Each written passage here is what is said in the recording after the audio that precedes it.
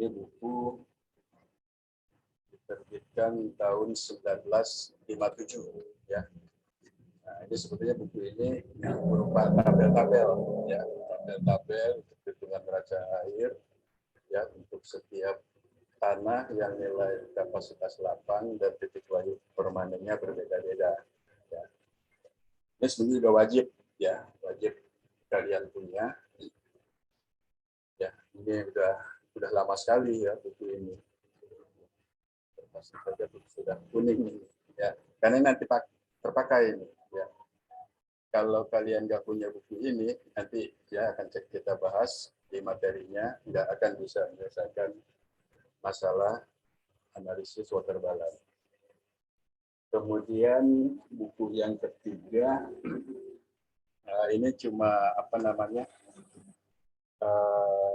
kumpulan, ya. Jadi apa namanya proceeding jurnal, ya, yang diterbitkan oleh Perhimpunan Meteorologi Pertanian Indonesia, ya.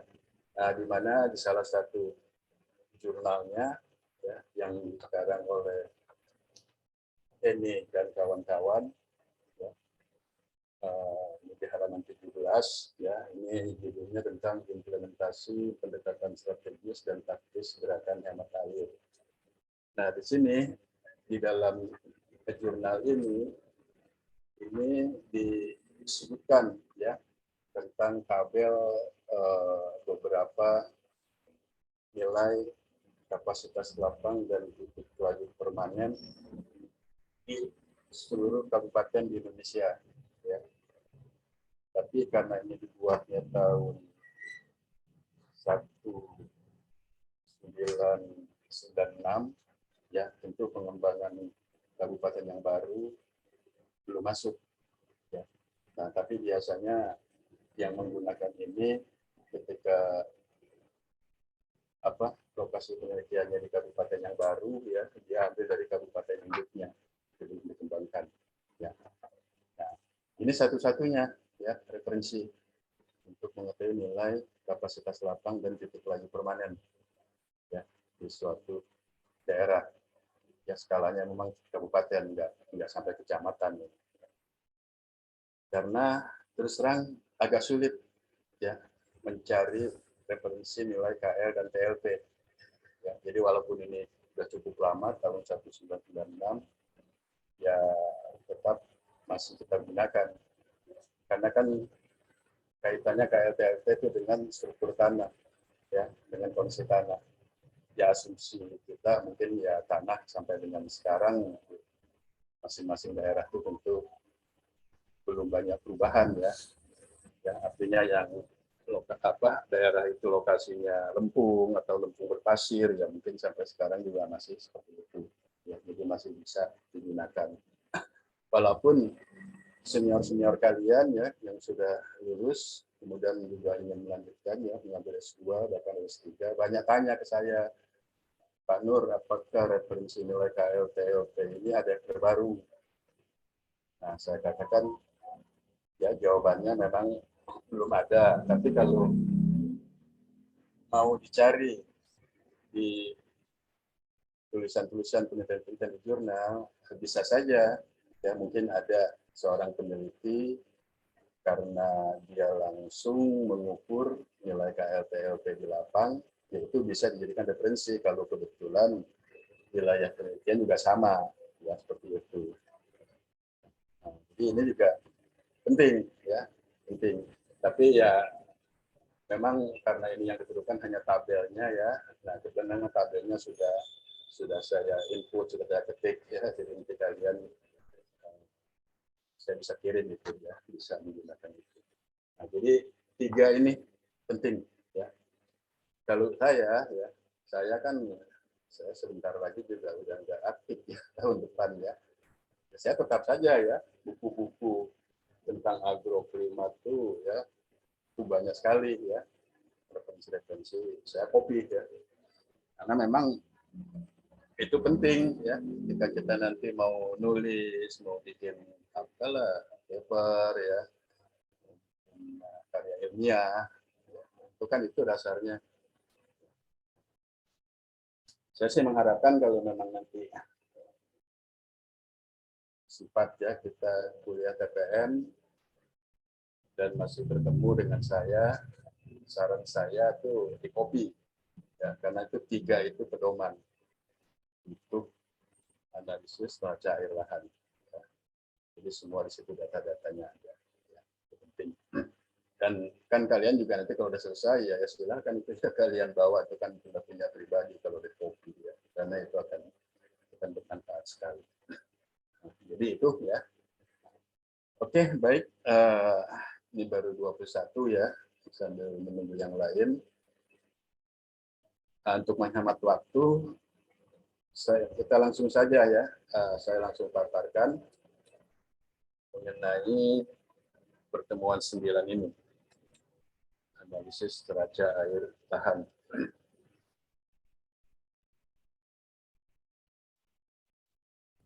Oke. Baik ya, jadi sudah muncul. Jadi yang akan kita bahas di sini water balance dengan menggunakan metode Thornwright ya, Thornwright meter sebetulnya lebih lengkapnya ya, Thornwright dan meter. Ini dua orang itu yang membuat ya tata cara analisis daripada neraca air lahan. Sebetulnya yang di aplikasi Crawford kemarin ya itu sebenarnya sama ya. Hanya Crawford kemarin kan itu mengacu kepada metode Penman ya, Penman Content. Nah, Penman kan punya rumus tersendiri untuk ETP ya. Tapi sebetulnya langkah-langkah mulai dari inputnya ya, mungkin input mulai dari curah hujan ya. Tapi kalau Penman karena lebih lengkap ya, maka diperlukan suhu maksimum, suhu minimum, LPM, kecepatan angin di 2 meter ya, kelembaban, ya baru ketemu ETP. Nah, sedangkan kalau Thornwright kan sudah kamu pelajari juga ya waktu materi ETP, cukup diduga dari suhu ya, dari indeks panas. Maka bisa diperoleh ETP acuan ya. Nah, untuk apa? Tata cara ini, analisis ini ya kita dasarkan kepada Thornwright. Oke, baik. Sebagai pendahuluan ya, jadi water balance ini neraca air adalah suatu perimbangan antara masuk dan keluar air pada suatu tempat. Ya, itulah water ya, namanya kan keseimbangan ya, water balance. Ya, masuk dan keluar air pada suatu lahan. Nah, persamaan secara umum ya, secara umum.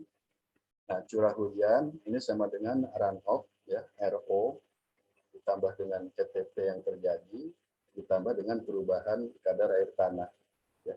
Jadi artinya curah hujan ini yang jatuh ke suatu lahan, ya, itu akan sama dengan runoff kalau memang ada runoff-nya ya. Runoff-nya kan ada beberapa teori dia baru bisa terjadi, ada yang bilang 1 sampai 2 hari hujan ya, baru tanah jenuh. Kan runoff itu tanah harus dipenuhi dengan air, baru ada air mengalir di atas tanah. Itu runoff namanya. Kemudian ETP, ya ini evapotranspirasi potensial. Ya, jadi hujan digunakan itu ETP, dan setelah runoff dan ETP nanti kan kita menghitung kadar air tanah. Ya, perubahan kadar air tanah itu berapa. Jadi hujan itu digunakan untuk ini, runoff, ETP, dan perubahan kadar air tanah. Ini persamaan secara umum ya. Ini kita belum bicara nanti ini water balance untuk komoditas tanaman tertentu ya, karena bergantung kepada KC ya. Kemarin kan ETP ini kan kalian sudah belajar kan ya. ETP ini kalau untuk tanah ya memang dia 1 koefisiennya. Tapi kalau sudah masuk ke komoditas, padi, jagung, kedelai segala macam itu tergantung nilai KC tanaman itu. Ya. Oke. Nah, selanjutnya jenis ya, jenis neraca air ini dibedakan dari 2, ada berdasarkan waktu dan berdasarkan tujuan penggunaannya. Nah, yang berdasarkan waktu ini ada namanya neraca air periodik. ada namanya neraca air klimatologis. Apa ini? Ya. Jadi yang kedua dulu, misalnya neraca air klimatologis. Berarti kita akan menghasilkan nilai kadar air tanah dalam kondisi klimatologi. Biasanya istilah klimatologi itu kita menggunakan data rata-rata, ya. Mau 10 tahun, mau 15 tahun, 20 tahun, yang paling ideal 30 tahun, ya seperti itu. Nah, itu namanya neraca air secara klimatologis. Lalu yang periodik ini, nah nanti ini bisa digunakan. Kalau misalnya saya ingin membandingkan neraca air pada tahun El Nino atau tahun La Nina atau suatu tahun tertentu. Nah, itu inputan datanya ya pada tahun yang bersangkutan. Ya, kalau Nino misalnya kamu ngambil sampel tahun Nino berapa? 2015, 97 ya. Nah, lalu kalau La Nina mau ambil 2010, 98 ya dan seterusnya. Itu namanya periodik. Ya. Nah, biasanya memang dilakukan gitu ya. Nah, nanti dari neraca air periodik ini katakan neraca air tahun El Nino dibandingkan dengan klimatologisnya. Nah, itu kan akan kelihatan tuh ya. Akan kelihatan nanti nilai perubahannya bagaimana. Ya, ketika di tahun Nino kan asumsinya kering ya. Dia akan lebih kering, kemudian kalau tahun Nina asumsinya basah ya, tentu dia akan lebih basah dari klimatologisnya. Nah, itu berdasarkan waktu ya. Kemudian kalau satuannya itu biasanya milimeter ya, bisa juga sentimeter ya, tinggi ya. Tapi kalau tinggi ini kan ya kalau untuk apa ya parameter kan tinggi ya kayak tinggi bangunan segala macam ya. Oke ya, biasanya milimeter. Nah, kemudian kalau waktunya ini kamu bisa menghitung ya water balance untuk harian, mingguan, dasarian dan bulanan. Tapi yang lazim adalah untuk waktu bulanan. Ya. Tapi nggak ada kemungkinan untuk dasarian juga bisa. Ya. Saya pernah melakukan neraca air lahan dasarian. Ya. Nah, tapi nanti kita pelajari bulanan. Sebenarnya nanti kalau untuk dasarian tinggal inputan datanya saja. Ya. Namanya kan dasarian per 10 harian. Sedangkan kalau mingguan dan harian ini jarang ya, jarang sekali digunakan. Ya, karena neraca air lahan harian ini sekali ya fluktuatif sekali gitu ya. Dan biasanya kita kan menghitung neraca air ini untuk ke ketersediaan air tanah ya, kandungan air tanah, kelembaban air tanah, seperti itu sama ya. Nah, itu kan biasanya dalam skala waktu yang lebih panjang ya, tidak harian. Oke, ini berdasarkan waktunya, kemudian berdasarkan tujuan penggunaannya. Nah, ini ya. Nah, ada yang namanya neraca air umum. Neraca air umum ini biasanya digunakan di bidang hidrologi ya. Dia secara umum saja ya, melihat kondisi neraca air. Kemudian neraca air lahan. Nah, ini sudah masuk faktor parameter tanah. Ya, di sini sudah mulai kita main dengan nilai kapasitas lapang dan wilayah permanen. Ya. Nah, makanya saya katakan tadi ya kalau nggak punya data KLTLT-nya ya nggak mungkin mengerjakan poin 2 ini. Kemudian yang ketiga neraca air tanaman. Nah, ini pengembangan dari yang lahan ya, lalu nanti ETP-nya tergantung kepada komoditas tanamannya karena dipengaruhi oleh nilai KC. Oke ya, jadi ini jenis neraca air berdasarkan waktu dan tujuan penggunaannya. Oke ya. Nah, kalau coba kita matrik ya, buat matrik ya dari tujuan penggunaannya kira-kira ya seperti ini. Jadi ada neraca air umum, neraca air lahan, neraca air tanaman. Ya. Dari rumusnya saja ya terlihat nih ya, untuk neraca air umum itu CH cuma ETP ditambah surplus. Ya. Jadi evapotranspirasi ditambah surplus. Ya. Itu hanya secara umum. Kemudian yang neraca air lahan ya CH ini akan sama dengan ETP ditambah perubahan kadar air tanah dekat ditambah surplus. Ya, jadi di sini beda tuh ya dengan yang umum. Di sini sudah muncul dekat deviasi kadar air tanah. Nah, untuk menghitung cut ini tadi ya diperlukan nanti inputannya ada tambahan nilai KL dan TLP. Kemudian yang ketiga neraca air tanaman. Ini hampir mirip dengan yang nomor 2, hanya ETP-nya berubah menjadi ETC. Ya, jadi ini penguapan pada komoditas tanaman yang akan dipilih. Ya, sama selanjutnya tambah perubahan air tanah dan surplus. Nah, kalau untuk manfaatnya yang umum ini memang hanya gambaran umum saja ya. Jadi gambaran umum kondisi air pada suatu lahan atau wilayah. Ya. Cukup ingin mengetahui periode basah dan periode kering. Nah, kalau untuk poin 2 dan 3, ini manfaatnya banyak sekali. Ya. Jadi ini bisa dijadikan pertimbangan ya, atau mempertimbangkan kesesuaian bagi pertanian lahan tada hujan berdasarkan kandungan air tanahnya. Ya, kemudian mengatur jadwal dan panen tanaman dan mengatur pemberian irigasi baik dalam jumlah maupun waktunya. Ini manfaatnya untuk yang neraca air lahan dan neraca air tanaman ya sudah masuk ke sampai ke pola jadwal jadwal tanaman ya, penanaman tanaman. Nah, inputannya juga ya beda-beda. Kalau ini kan tadi sesuai rumusnya yang untuk umum cukup curah hujan dan ETP. Ya. Kemudian kalau yang poin 2, 3 ya ini ada KL dan TLP. Ya, bedanya itu ya, karena KL TLP ini mencerminkan fisik tanahnya.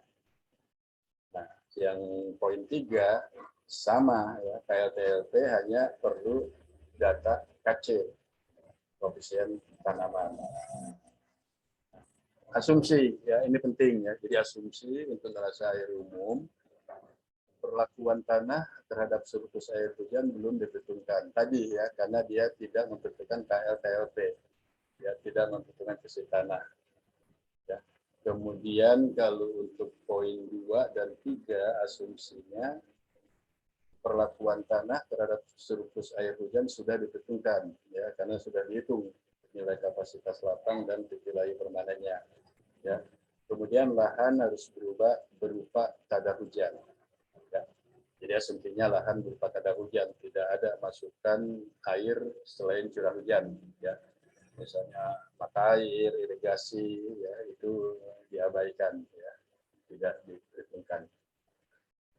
Oke ya, jadi ini matrik daripada jenis neraca air berdasarkan penggunaannya. Jadi lebih jelas kelihatan ya, inputannya apa, manfaatnya apa, asumsinya apa, dan seterusnya. Oke, nah, selanjutnya kita mulai menghitung nilai ETP ya dan ETC. Ini udah ya waktu di materi evaluasi inspirasi ya. Nah, ini yang berdasarkan ton weight and meter ya. Jadi biasa kita menghitung indeks panas bulanan dulu, fungsinya hanya dari suhu rata-rata ya. Yang penting kita punya suhu rata-rata. Lalu dicari akumulasi indeks panas tahunan I besar ya, berarti sigma ya, sum daripada Januari sampai Desember dari nilai I besar.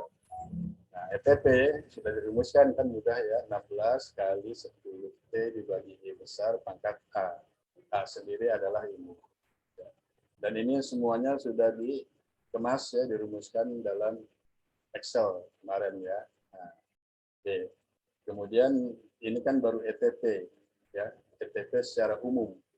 Nah, kita tahu kan secara umum ini didasarkan kepada satuan milimeter untuk 30 hari. Jadi seolah-olah dianggap semua bulan 30 hari. Ya. Kemudian panjang hari juga dianggap 12 jam. Ya, berarti di lintang ekuator ini. Ya. Nah, sehingga akan muncul kan ETP koreksi. Ya, jadi ETP koreksi, X-nya ini nanti dibagi, X ini bulan ya, dibagi 30, Y adalah panjang hari. Ya, dibagi 12. Ya. Nah, baru dikalikan dengan nilai ETP. Ya. Maka akan keluarlah namanya ETP koreksi ya, dari ETP ini. Nah, ETC sendiri, nilai ETP ini dikalikan dengan nilai KC tanaman. Ya, misalnya untuk ETC padi, berarti nilai ETP ini dikalikan 1,13. Ya, dia penguapannya akan lebih banyak kan kalau padi itu, karena perlu air yang lebih banyak. Tapi kalau jagung kan sekitar 0,7 ya dikalikan nilai ETP ini. Oke, ya ini direview lagi ya, menghitung ETP dan ETC menggunakan Tomlet dan Nether. Itu beda dengan yang Penman Montet ya, yang lebih rumit, lebih kompleks. Nah, ini saya contohkan dulu lah ya, ini hasilnya. Jadi paling nggak nanti kalian bisa membayangkan ini hasil perhitungan ETP menggunakan metode Tomlet. Ya. Nah, tadi kan saya katakan memang laginya bulanan ya, tidak harian, tidak mingguan, tidak harian. Bulanan Januari sampai Desember, ya. Inputannya kan cukup ini, ya. Cukup kita punya data suhu rata-rata dari Januari sampai Desember, rata-rata bulanan ya. Nah kalau ini sudah diperoleh, ya sudah, ya. Tinggal di input ke sini, ya maka semua ini ya nilai indeks panas bulanannya, ETP-nya, ya. Nah lalu ini kan sebagai pengoreksi jumlah hari hujan setiap bulan, ya. Dan N ini juga sudah ada tabel ya, tergantung nanti posisi lokasi penelitian berapa derajat bintangnya, ya, ini sudah ada tabelnya. Ya. Nah sehingga hanya dengan memasukkan suhu ini, dia akan menghitung I besar dan A juga bisa dihitung ya, nilai A, sehingga selanjutnya akan diperoleh ETP koreksi. Ya, ini contoh hasilnya.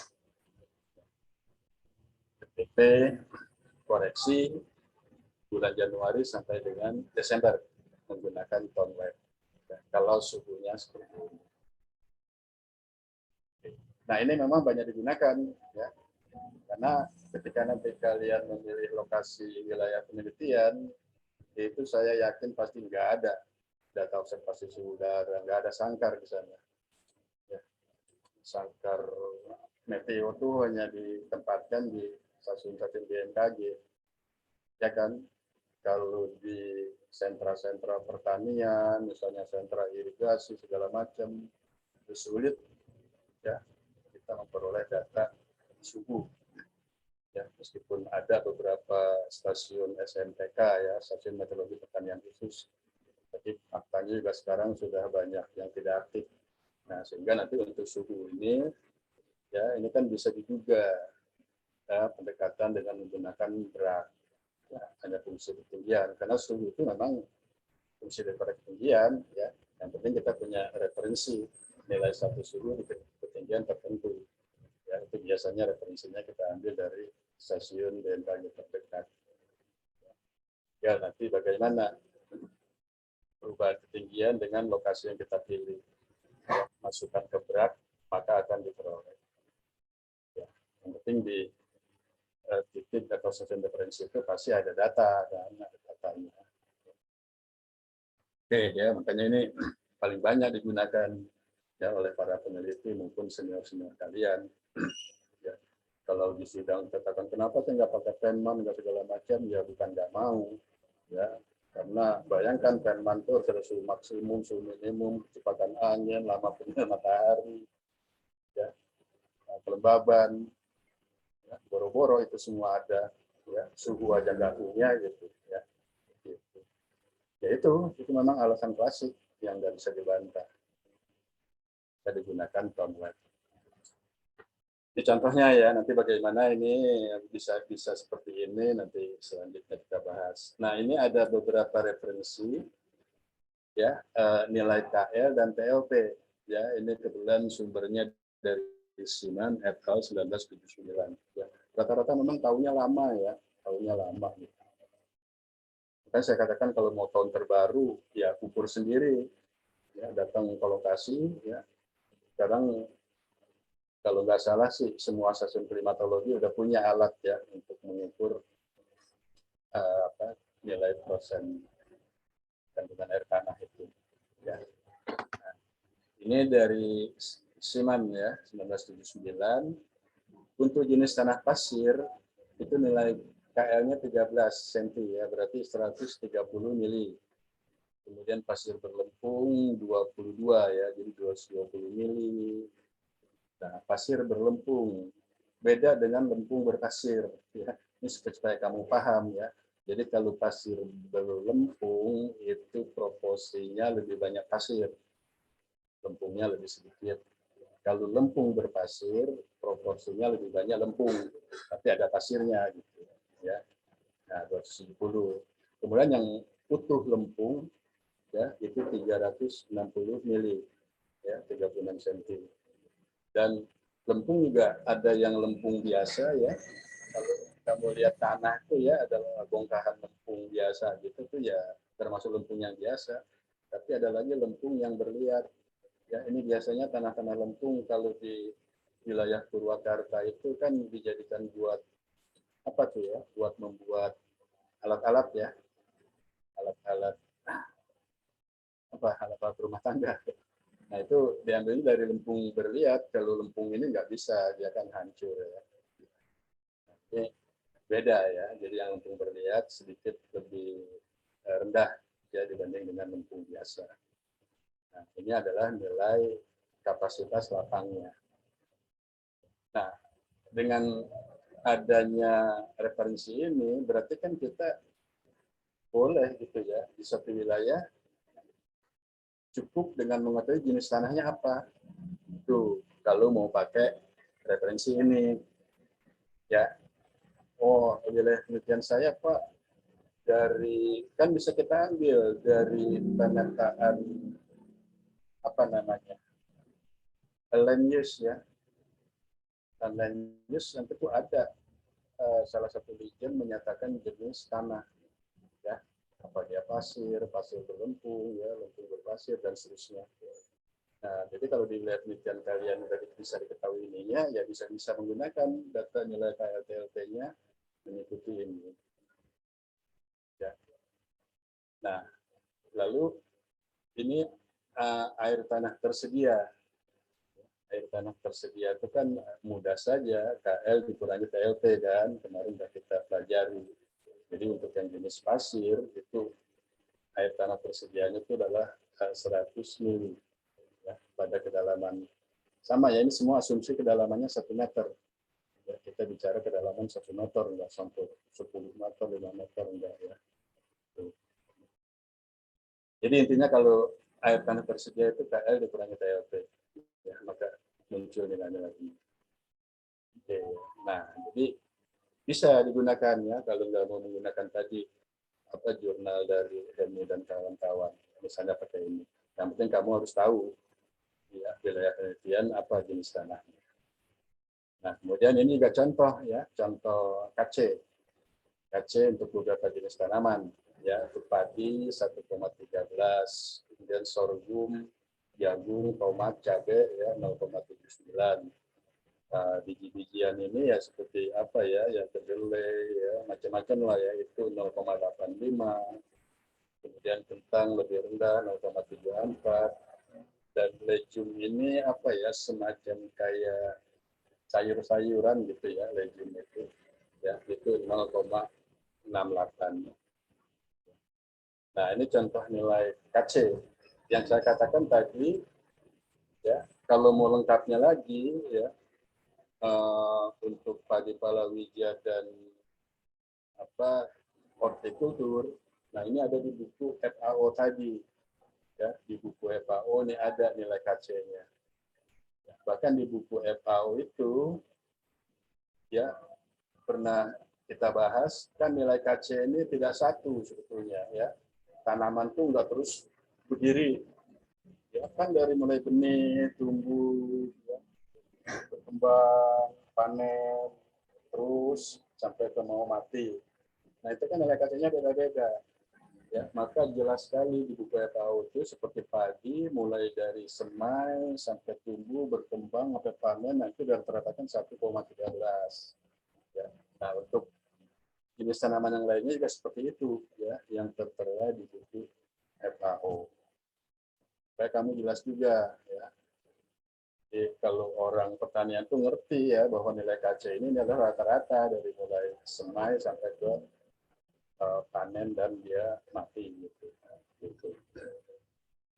Oke ya, ini contoh saja. Pak, gimana kalau nanti saya penelitian jenis tanamannya bukan ini, ya bukan padi, bukan. Nah, cari saja ya, mungkin saja di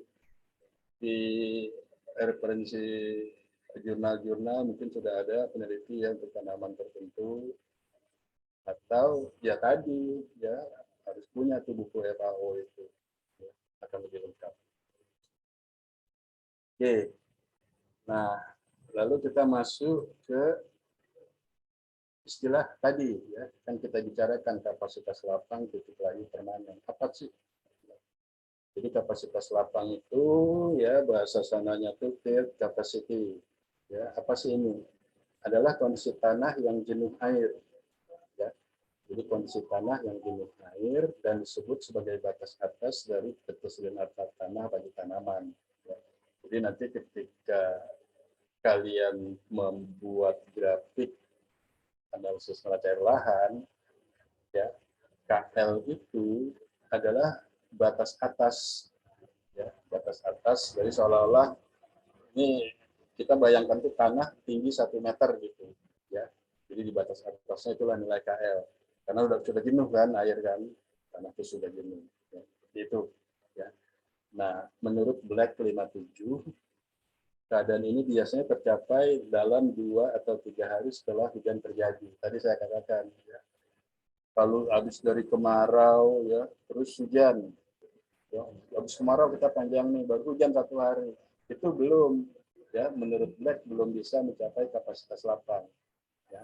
Nah, besoknya ada hujan lagi, berikutnya ada hujan lagi, ya, baru itu bisa terjadi. Wajar ya, kamu bayangkan gitu ya, habis kemarau panjang ada hujan, ya tanah belum apa-apa itu ya, karena kita baru merasakan bau tanah gitu ya, bau tanah yang disiram air. KL belum tercapai. Kemudian Kramer ya 1 sampai 3 hari, bisa 1 hari bisa menurut Kramer. Kemudian ini Kateda 1977, pada kisaran kapasitas lapang tanaman dapat mengabsorb air dengan baik. Ya. Maka inilah yang disebut sebagai kadar air efektif, ya, atau disebut dengan kadar air optimum. Nah ini penting ya nanti. Jadi ketika kamu sudah menghitung neraca air lahan, ditentukan tuh ya kadar air optimum, cut optimum. Ya, biasanya diambil cut optimum itu 50%. Ya, 50% dari cut. Jadi itu yang bisa diabsorb sama akar tanaman ya menurut Kateda. Oke ya, jelas ya, ini kapasitas lapang, istilah-istilahnya. Kemudian titik layu permanen TLP, apa ini? Merupakan batas bawah dari ketersediaan air bagi tanaman tadi ya, ketika kita sudah membuat grafik hasil daripada neraca air lahan ya.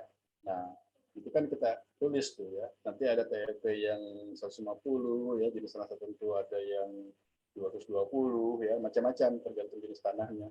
Nah, titik layu permanen itu batas ya, kita beri batas di bawahnya ya, misalnya 150 itu. Nah, nanti ketika kurva cut udah di bawah 150 ya berarti itu kondisinya sudah di bawah titik layu permanen ya, tanaman pasti akan kering, akan mati. Nah, menurut Kramer 69, jika kelengasan tanah ya atau kadar air tanah atau kelembaban air tanah ya, kecerdasan air tanah telah mencapai taraf titik layu permanen, maka tanaman akan tanpa layu dan tidak akan segar kembali. Ya. Di pertanian itu ada istilah irreversible. Jadi nanti, waduh, tanaman kita, ya, Pak, tanaman saya udah kering nih. Ya, wah, terus disiram, kasih air, sebanyaknya. Ya, kamu beli air apa gitu disiram, ya tetap saja nggak bisa ya. Jadi kalau udah irreversible ini, meskipun air ditambahkan, ya dia tidak akan bisa balik. Dia tetap tanaman itu mati.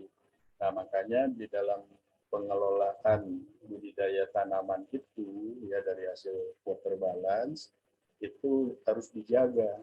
Ya jangan sampai suatu waktu tertentu, mau bulan mau dasarian itu mencapai cutnya di bawah TLP. Ya, kalau itu masih ada tanaman di atasnya. Ya, kalau memang dikeringkan kan nggak masalah ya. Mau TLP, mau banjir gitu ya. Tapi kalau tanamannya terus dijaga, ya, nah, maka diberi nanti sistem pengairan. Ya, walaupun tadi ini kan asumsinya lahan tak ada hujan. Ya. Nah, tapi untuk keperluan itu, wah, bulan Juli Pak sudah di bawah TLP. Nah, maka para agribisnis itu ya dia menyiapkan suplai air di bulan Juli itu ya agar tanah tidak mencapai TLP ya karena tanamannya masih misalnya sedang berbunga gitu ya. Nah, itu kan sayang sekali gitu ya. Nah, itu. Karena kalau sudah menyentuh saja percuma ya kalau sudah layu percuma mau disiram sampai tanahnya terjadi rampok pun tanamannya tetap akan mati. Ya. Nah, lalu yang ketiga tadi air tersedia ya. Jadi adalah jumlah air yang tersedia bagi tanaman. Tadi rumusnya udah ya, kapasitas lapang dikurangi titik layu permanen. Oke, ya. Nah, ini sedikit lagi ya review ilustrasi saja ya. Jadi bayangkan ini tanah kedalaman 1 meter. Ya. Nah, ini ada satu jenis tanah yang nilai kapasitas lapangnya ya karena struktur tanahnya itu ada 350 mili dan titik layu permanennya adalah 210. Nah, jadi di dalam tanah sedalam 1 meter ini namanya air tersedia itu adalah 350 dikurangi 210 ya adalah 140. Jadi 140 ini yang akan digunakan oleh tanaman. Ya. Jadi dia bisa mengabsorb tadi ya akar-akar tanaman. Cuma sekian ya, walaupun nilai KL-nya 350, makanya ini dijaga nanti ya. Jangan sampai nanti kalau udah dibikin kurva ya Januari atau Desember, ketersediaan tanah itu jangan sampai ada di bawah sini. Ya. Kalau satu waktu sudah mencapai di bawah sini itu nggak bisa diserap oleh akar tanaman. Oke ya, kira-kira bayangkan seperti itu tanah demikian. Nah, berikutnya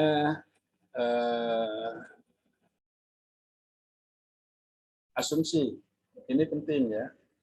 Sebetulnya hujan itu digunakan untuk apa aja? Maksudnya ini ya, asumsi dari neraca air lahan. Nah, pertama memang lahan tadi berupa tak ada hujan ya dengan masukan tunggal cuma curah hujan. Ya, tidak ada mata air, tidak ada irigasi. Nah, prioritas ya, prioritas keluaran air itu ini secara berurutan sudah pasti ya. Pasti itu demikian gitu ya. Pertama hujan itu digunakan untuk memenuhi evapotranspirasi potensial. Itu ada hujan turun, dia akan gunakan itu dulu. Ya. Setelah ini dipenuhi, maka mulai ada infiltrasi kan. Hujan masuk ya ke tanah ya. Jadi kalau baru turun itu untuk penguapan dulu. Nah, urutan berikutnya udah penguapan dipenuhi, infiltrasi, masuk air ke dalam ya. Ke dalam tanah hingga mencapai KL. Tapi kalau hujannya terus banyak ya, maka kandungan air tanah itu mencapai kapasitas lapang batas atas itu. Oke, ya. Nah, lalu urutan berikutnya nah ini digunakan untuk surplus ya. Jadi surplus air yang berupa genangan ya. Nah, nanti surplus ini ada dua ya, ada surface runoff. Kalau kamu lihat air yang mengalir di permukaan itu adalah surface runoff ya. Padahal di bawah tanah itu juga ada subsurface runoff. Nah, jadi ini urut-urutannya ya. Jadi kalau tanya hujan itu digunakan langsung infiltrasi, enggak, dia harus memenuhi dulu penguapan. Kalau penguapan belum terpenuhi, nggak akan terjadi infiltrasi. Maksudnya begitu, ya. Dan surplus kalau ininya sudah terpenuhi, ya, sampai nilai kapasitas lapang baru akan ada surplus. Ya. Kalau enggak ya masih defisit ya, atau ya pokoknya belum surplus ya. Karena tidak surplus itu tidak selalu defisit nanti kalau kita lihat di neraca airnya. Oke. Kemudian kedalaman tanah tinjau adalah 1 meter. Ya, dengan molekul tanah yang homogen. Ya ini asumsi. Asumsi kan ya memang seperti itu. Nah, karena ini menarik. Ya. Kedalaman tanah 1 meter dan molekulnya homogen. Ya. Tadi ada data KLTLP skalanya kabupaten. Kebayang nggak tuh kamu? Kabupaten Tangerang. Tangerang itu dari mana sampai mana tuh? Ya. Apakah Tangerang yang di bagian utara sana itu tanahnya akan homogen sama dengan Tangerang yang di selatan? Belum tentu ya. Tadi di sana ada katakanlah lempung gitu ya, atau lempung berpasir ya. Ternyata di selatan lebih banyak lempung. Nah itu ya sulit ya, maka keluar asumsi ya, asumsi bahwa di wilayah yang kita tinggal, yang kita teliti, yaitu molekul tanahnya homogen. Kalau nggak percaya, buktikan saya sendiri sana cangkul. Ya, kalau yang baca penelitian kamu, wah ya udah buktikan sana. Coba dicangkul homogen nggak tuh 1 meter ya dari satu kabupaten. Ya. Namanya juga asumsi ya. Oke. Itu ini harus jelas dipahami ya seperti itu. Karena nilainya kan cuma 1, KL-nya sekian, TLP-nya sekian. Dari luasan sekian kilometer persegi. Oke ya, ini asumsinya ya.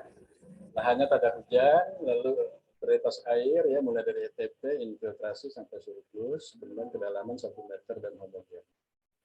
Nggak bisa dibantah untuk apa asumsi ini. Nah berikut istilah periode masa tanam. Ya, ini kan nanti penting ya untuk setelah kamu menghitung neraca air, kapan periode masa tanam? Ada referensinya ya, nah nggak saya buat. Nah ini menurut Richard ya dalam Batman and Betty 1969 ya, lagi-lagi kan tahunnya mungkin ada kalian juga yang belum lahir ya. Tapi ya nggak apa-apa ya, ini memang biasa lah ya penelitian itu. Nah dikatakan di sini untuk menjamin pertumbuhan tanaman yang baik, air harus ditambahkan jika 50-84% dari air tersedia telah habis terpakai. Ini ya nanti begitu kita udah menghitung nilai air lahan kan akan kelihatan tuh ya air tersedia kita buat batas 50%, kita buat batas 85%. Nah kata Richard ini kalau sampai dengan batas 50 sampai 85 itu sudah habis terpakai, nah itu harus ditambah air ya, ditambah air gitu. Nah, itu untuk pertumbuhan yang baik ya. Nah, berdasarkan hal ini maka ditetapkan periode masa tanam adalah periode pada saat kadar air tanah, kandungan air tanah, ya, kelembaban air tanah tidak kurang dari 50% air tersedia. Ya. Nah, makanya nanti di berupa kamu buat batas 50%. Nah, berarti tingkat yang di atas 50% itulah yang efektif, yang paling baik untuk pertumbuhan tanaman. Berapa bulan tuh tersedianya? Ya, padi butuh berapa bulan, jagung berapa bulan, nah dilihat di situ, oh berarti bulan sekian atau bulan sekian. Tuh. Nah, kemudian dikatakan ya, menurut Richard juga untuk padi sawah, ya, ini beda ya, untuk padi sawah potensi masa tanam adalah pada periode terjadinya kelebihan air atau surplus. Jadi ketika menanam pertama padi sawah, itu kondisi lahan harus surplus. Ya, harus mencapai KL. Ya, kalau bisa surplus, ada rampok gitu kan. Makanya ya kamu silahkan jalan-jalan. Ya. Kalau padi baru ditanam, itu nggak mungkin ditanam di tanah yang kering. Ya. Sawahnya itu pasti harus ada berair sedikit atau macak-macak. Gitu. Ya. Baru benih ditanamkan di situ. Ya. Nah, ini ada ya, ada ilmunya gitu ya, menurut Richard gitu. Ya, memang harus dalam keadaan surplus untuk padi. Ya, sama ya seperti padi huma juga ya yang dikembangkan di Lombok misalnya ya, daerah agak kering, itu juga nggak bisa ujuk-ujuk huma ya, huma tuh itu bahasa apa ya, Jawa Barat ya, huma itu apa? Ya karangan itu halamannya. Nggak bisa juga kalau dia masih kering gitu ditanam padi rumah itu, yang enggak ya, ternyata ya dia juga nunggu habis hujan dulu, ada sedikit macak baru ditanam ya benihnya. Ya bayangkan saja kalau tanahnya kering, benih diletakkan situ ya besok langsung mati. Ya inilah periode masa tanam. Intinya nanti dari neraca air lahan harus dibuat berupa 50% air tersedia. Tarik berapa bulan air tersedia itu cukup untuk pertumbuhan tanaman. Ya, ya nanti kan masing-masing dihitung. Kalau padi karena ETP-nya dikalikan 1,13, kalau jagung 0,9, itu akan beda ya rupanya. Nah, selanjutnya kita masuk prosedurnya ya, prosedur daripada analisis neraca air lahan. Ya tentu ini untuk perencanaan pola dan jadwal tanam. Nah, inilah tata buku daripada prosedur perhitungan neraca air lahan metode Tongweb ya.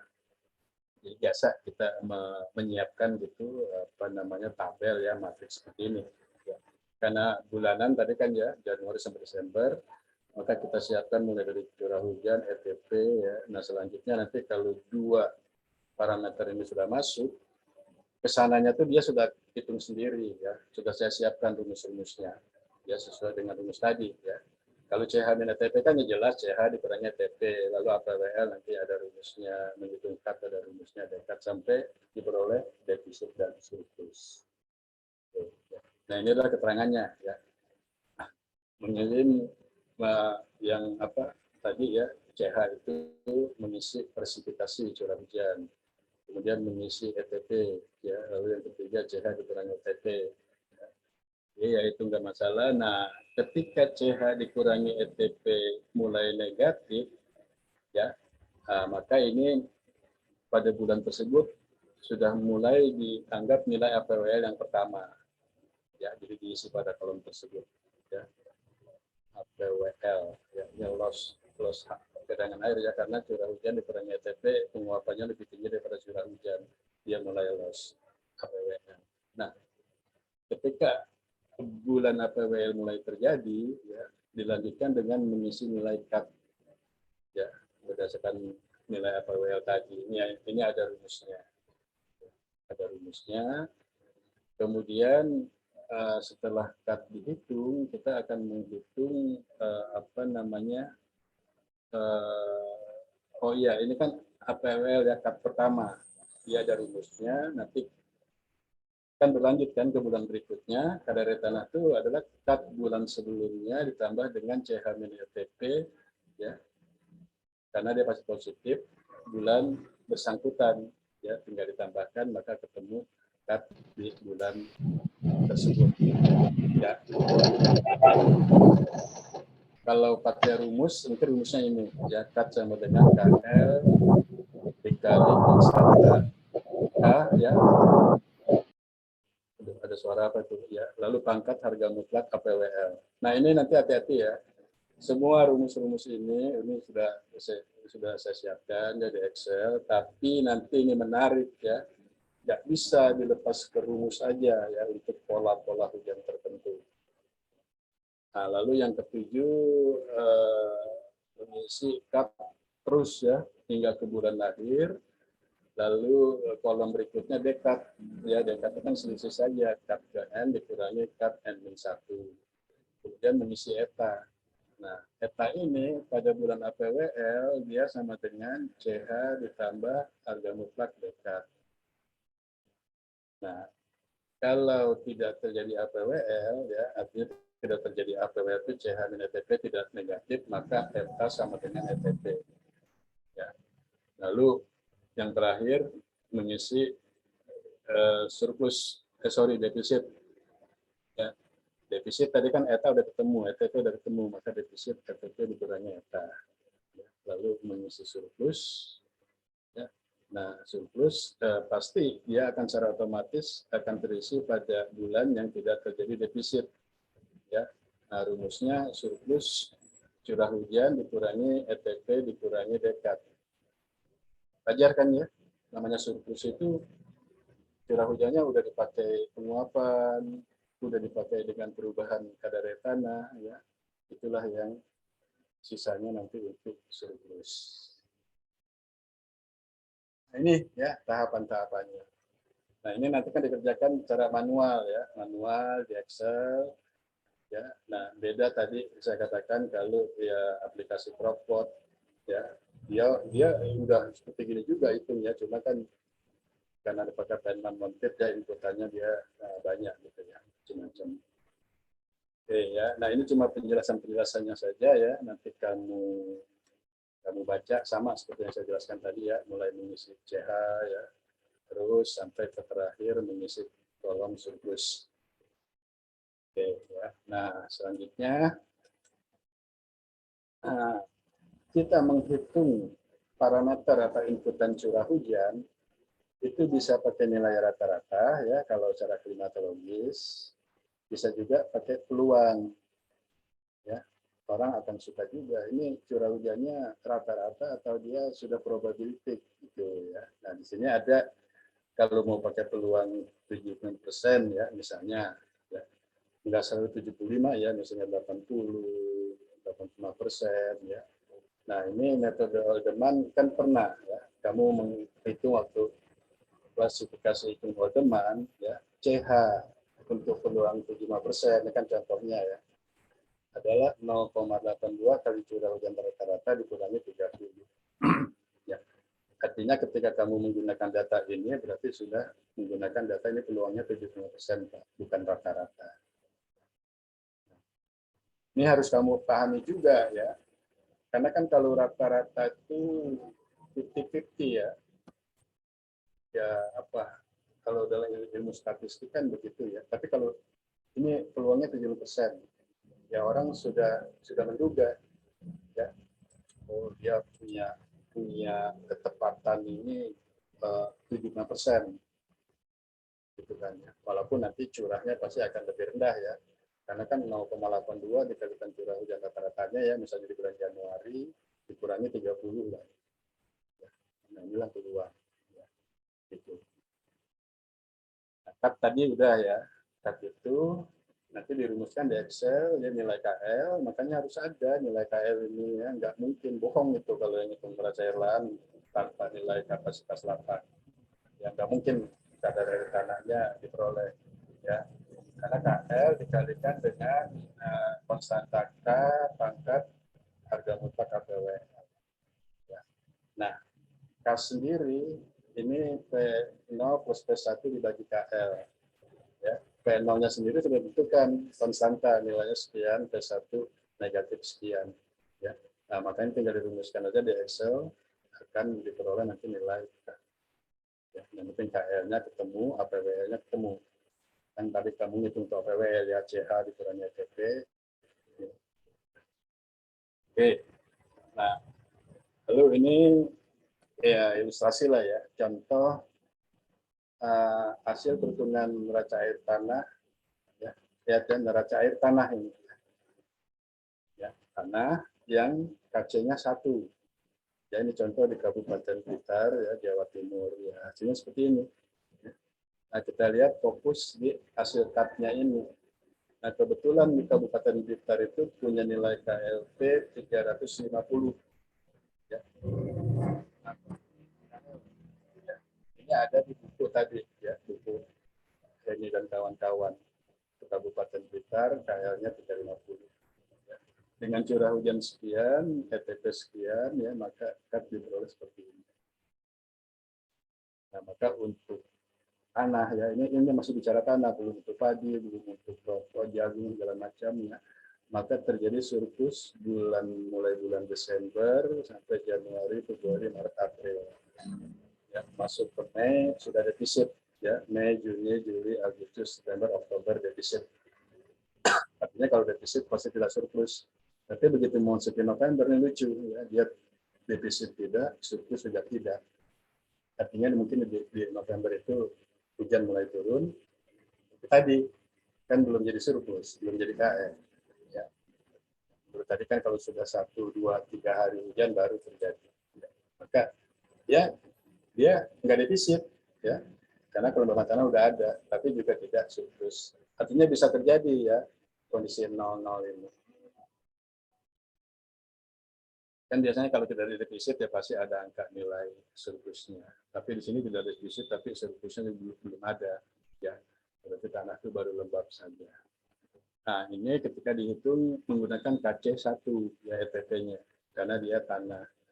Lalu ini untuk padi ya. Nah, KC-nya ini kan ETP-nya kan dikalikan dengan 1,13 ya. Ya saja ini Januari 148,1 tadi kalau untuk tanah kan 131,1 ya, kalikan 1,13. Kalau hujannya tetap ya, hujannya kan ya memang semuanya di Kabupaten Blitar. Ya. Ininya yang berubah. Kalau untuk padi kalikan 1,13 maka lebih tinggi 148,1 dan seterusnya. Ya. Dan ini adalah nilai kat yang diperoleh. Ya, nilai kat yang diperoleh. Nanti biasanya yang dibuat grafiknya itu ini nanti ya, grafik ketersediaan air tanah. Dan kita lihat ya untuk padi kemarin kan kalau tanah saja dapat tadi kalau tanah saja November ya belum surplus ya walaupun tidak defisit. Tapi untuk padi sama Desember juga dia belum surplus ya. Surplusnya baru di bulan Januari ya, sampai dengan April ya, masuk Mei ya sudah defisit kan. Tadi kalau kita kaitkan dengan apa jadwal tanam menurut Brady itu ya. Nah ini untuk padi dia harus surplus dulu ditanamnya. Ya. Jadi nggak bisa kalau kita mau nanam padi tapi ngitungnya pakai neraca air tanah. Ya. Yang ternyata di sini Desember sudah surplus. Untuk padi belum. Ya. Oh ya, kalau gitu gimana Pak untuk padi? Ya untuk padi nggak bisa ditanam di Desember ini. Ya faktanya kan ini dia belum surplus. Belum kelihatan ke tanah macak-macak apalagi ada genangan. Baru terlihat nanti di bulan Januari. Ya baru mulai tanam di sini. Ya, maksudnya gitu ya. Nah, ini untuk padi. Nah, ini satu lagi lah contoh untuk apa ini? Untuk bijian ya, mau kedelai ya, seperti ini. Ya. Sama nilai ETP-nya yang berubah ya karena dikalikan 0,7. Itu lebih rendah tadi dari lahan. Nah, di sini menarik ya. Jadi kalau untuk jenis bijian ini surplusnya lebih banyak ya sampai bulan Mei dia masih surplus sejak Desember juga. Tadi kan padi berhenti di Mei sudah defisit ya. Tapi untuk jenis ini tadi juga padi Desember belum ada kan ya. Tapi kalau untuk katakanlah kedelai ini Desember sudah muncul dan terus sampai Mei ada. Ya. Tetapi kan nggak mungkin orang tanam kedelai, nggak ada ya. Pilihan masyarakat, rakyat, petani itu pasti padi. Ya enggak, komoditas utamanya padi, maka digunakan untuk padi dulu. Kalau masih ada terjadi surplus, bulan berikutnya baru dipilih komoditas-komoditas lain, jagung, bijian, hortikultur, ya. Tapi yang utamanya adalah padi. Ya, paham ya? Itu nggak mungkin orang, oh ya, apa bodoh banget itu ya. Ini bagus surplus, tapi nggak tanamin padi, gitu ya, malah nanamnya kedelai. Jangan-jangan kalau kedelai ya kebanyakan air juga nggak bagus. Oke, ya jadi ada 3 contoh ini ya. Tadi untuk apa? Untuk lahan yang KC-nya 1, lalu padi ya yang KC-nya 1,13 dan biji-bijian sekitar 0,7 ya. Dan hasilnya memang terlihat ya defisit surplusnya tuh beda-beda ya karena akibat daripada nilai cut yang diperoleh. Nah, lalu nilai ini ya cut ini biasanya ada sih peneliti yang lebih suka membuat grafik neraca air lahan itu water balance ya ini 3 ini nih CH, ETP dan CH min ETP. Nah, kalau saya karena kebutuhannya adalah kandungan air tanah, maka yang dibuat grafiknya adalah nilai cut-nya ya, maka jadi seperti ini. Jadi ini cut ya. Contoh tadi di Kabupaten Blitar ya, sebenarnya diambil dari titik C2 ya. Karena begini ya, nanti kamu tuh nggak bisa juga satu kabupaten Blitar dianggap satu. Ya, kalau tadi saya bicara nilai KLTLP-nya memang satu di referensi Blitar. Tapi hujannya kan juga.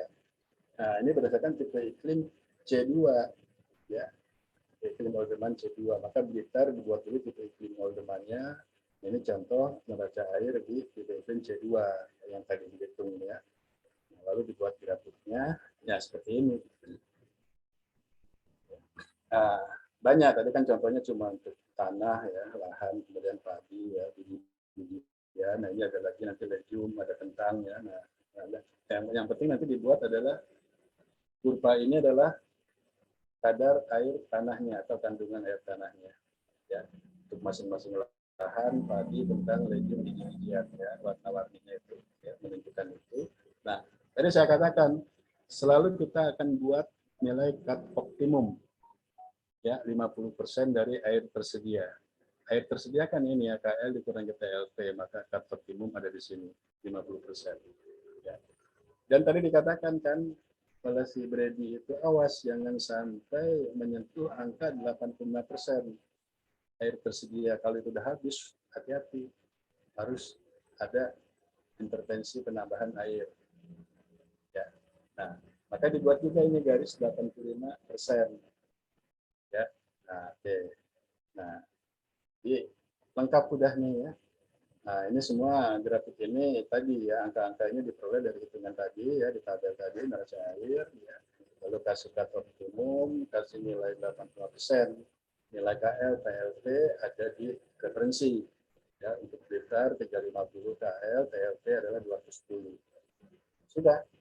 Ya, ini bulan Januari sampai Desember. Nah, sekarang misalnya untuk membuat pola dan jadwal tanam ya, dengan kondisi seperti ini, kira-kira mau apa nih? Kan saya katakan tadi, Bapak kenapa ini kan bisa juga jagung dari sini, yang ngapain nanam jagung gitu. Orang bisa untuk padi, ya. Nah, kan padi ini ketika KL ya, sayang sekali ya, ini kan kapasitas lapang, ya, berarti ada air, tanah jenuh. Nah, oke, manfaatkan saja ini untuk tadi. Ya, tadi usianya berapa sih? Oke, 4 bulan. Ya. Nah, maka mulai dari Desember ini akan lihat nih tadi ya. Tadi kan yang kuning ini ya. Lihat ya. Desember kita belum bisa. Tadi kan kurvanya belum surplus ya. Ya, jadi lihat nih kalau lihat nih ya, padi ini. Memang tidak defisit tapi belum surplus. Maka tercermin di sini. Ya, ini kan titiknya nih. Ya. Dia belum surplus, belum menyentuh KL, masih di sini. Nggak bisa padi itu ditanam. Orang belum muncul air di kedalaman 1 meter itu. Ya, bayangin kita begitu. Terus kapan tanamnya? Nah, ini di bulan Januari. Ini udah ada genangan air di sini. Ya. Oke, padinya umur panjang Pak, 4 bulan. Walaupun sekarang ada padi umur pendek ya, 3 bulan. Oke, kita pakai yang standar misalnya. Nah, kalau Januari benih baru ditaburkan, berarti kan 4 bulan, Februari, Maret, April, Mei. Ya, maka ini periode ini bisa untuk padi. Ya, akhir Mei udah bisa apa namanya? Panen. Ya, menjelang bulan Mei udah bisa panen.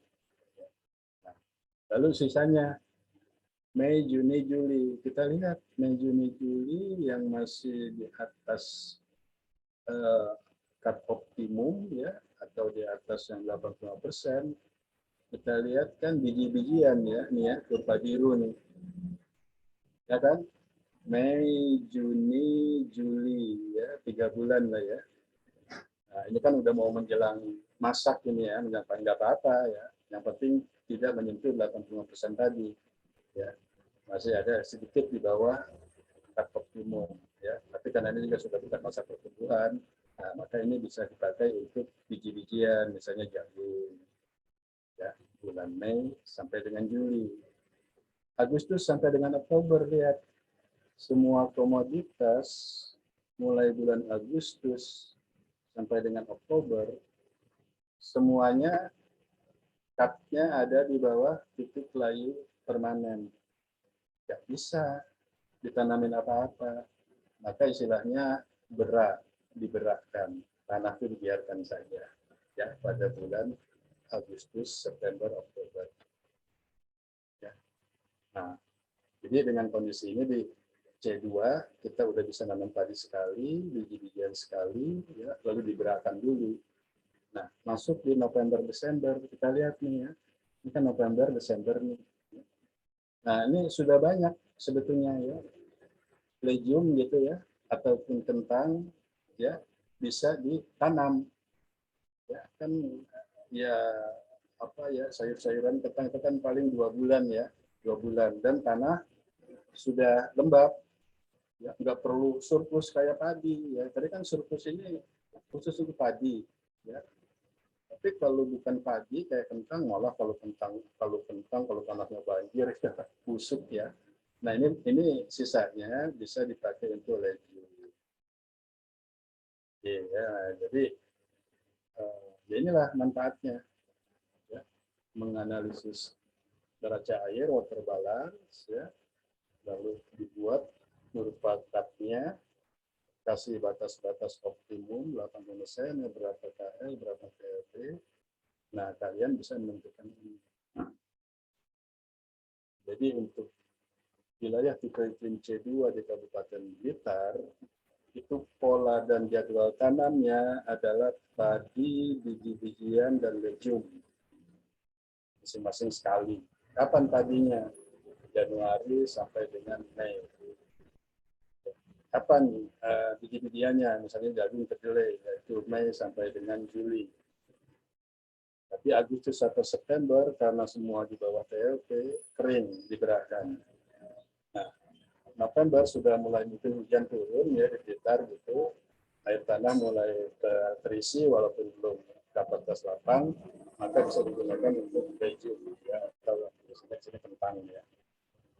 Legume kentang gitu ya. Ini kan kentang. Sorry, ini kentang ya. Udah cukup ini dia ya. 2 bulan, kentang itu cukup 2 bulan. Oke ya, nah seperti itu.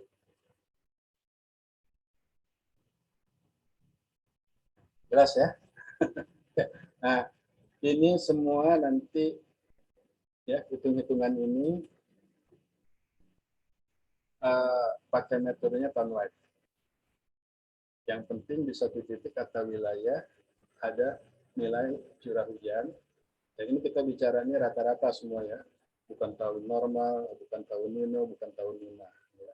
Rata-rata. Ada curah hujan, kemudian ada inputan TTP. TTP pakai townwide itu cukup diduga dari indeks panas suhu udara keluar. Ini ada, selanjutnya ini ada di rumus. Ya. Oke ya, untuk biji-bijian, untuk padi, ya ini juga untuk lahan, ya. Temu. Yang membedakan cuma ETP-nya. Curah hujannya kan tetap ya. Ini untuk di wilayah tadi tipe iklim C2. Ya. Nah, tentu kan nanti kamu membuat tipe iklim Oldeman di Blitar itu kan ya, mungkin ada C1, C2, ya mungkin saja ada D, ya, D1, atau mungkin ada B gitu ya. Kalau Blitar mungkin ada sedikit B ya, yang sudah ke arah bukit itu gunung. Nah, nanti dibuat masing-masing tipe iklimnya. Pasti ini beda-beda hasilnya. Ini kan untuk C2. Nanti untuk D2 yang lebih kering tentu ini akan bergeser nih biasanya ke sini. Ya. Mungkin dia nggak sempat lagi nanam ini, atau bahkan padi nggak bisa ditanam ya kalau daerah D3 misalnya. Ya. Surplus cuma 2 bulan misalnya, ya padi nggak bisa. Maka gunakan yang biji-bijian.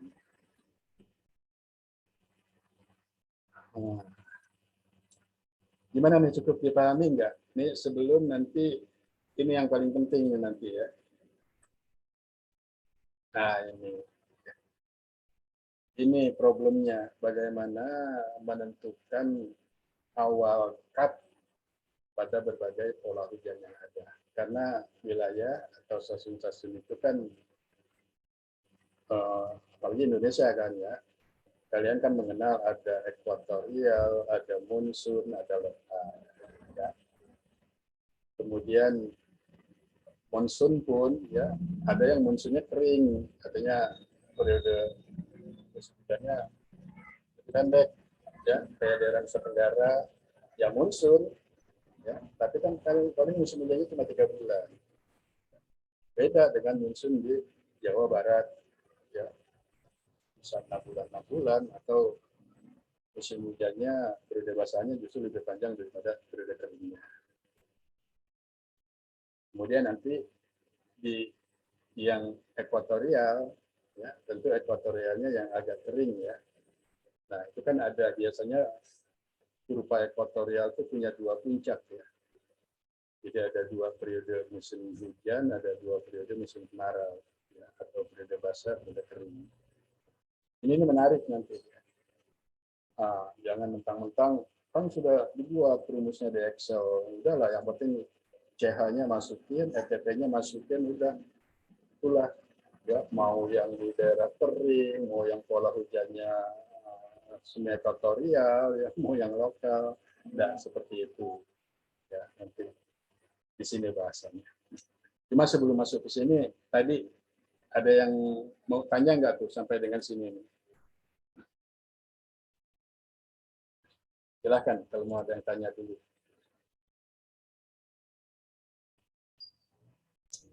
Izin Pak, sebenarnya belum ada Pak. Oke ya, nah, ini kan makanya karena kan contoh-contoh ya hasil ya.